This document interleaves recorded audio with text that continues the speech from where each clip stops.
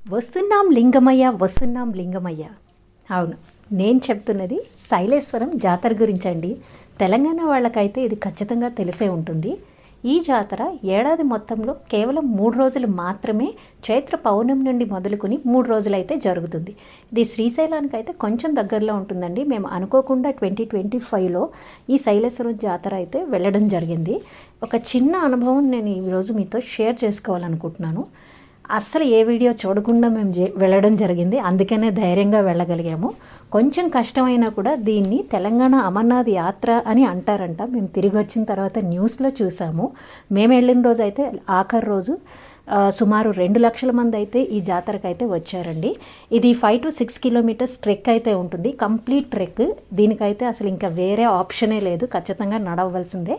కొండలు గుట్టలు అసలు వే కూడా మీకు ఏమీ కరెక్ట్గా ఉండదు. కాకపోతే ఖచ్చితంగా must visit once in a life time అండి ఈ ప్లేస్ అయితే. మనం ఓన్ వెహికల్ వెళ్ళినట్టయితే కనుక కొంత దూరం వరకు అయితే ఫారెస్ట్ లోపలికి వెళ్ళిన తర్వాత అక్కడైతే ఆపేస్తారు. సో మీరు బేస్ క్యాంప్ స్టార్టింగ్లోనే కొంచెం వాటర్ బాటిల్స్ క్యారీ చేయండి, ప్లస్ ఎక్స్ట్రా మనీ అయితే ఖచ్చితంగా క్యారీ చేయండి. ఎందుకంటే మాకు 5-6 కిలోమీటర్స్ పొడవున సోడాలు వాటర్ బాటిల్స్ అయితే దొరికాయి, కానీ కొంచెం వెరీ ఎక్స్పెన్సివే. సో మీరు మనీ అయితే క్యారీ చేయండి. ట్రెక్ స్టార్ట్ చేసే ముందు అక్కడ అన్నదానం అయితే ఏర్పాటు చేశారు, మెడికల్ క్యాంప్ కూడా ఉన్నది.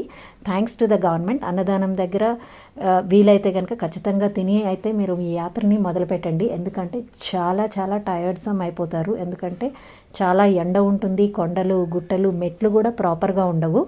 అయితే ఇదంతా చేసిన తర్వాత మీకు దర్శనం, ఒక్కసారి ఆ శివుని లింగమయ్య దర్శనం అయిన తర్వాత మాత్రం మీకు అసలు చాలా రిలాక్సింగ్గా ఉంటుంది.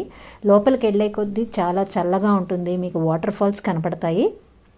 ఖచ్చితంగా మీరందరూ కూడా ఈ జాతరని వచ్చే ఏడాది వెళ్ళాలని ఆ భగవంతుడిని ప్రార్థిస్తున్నాను. సర్వేజన సుఖినో భవంతు.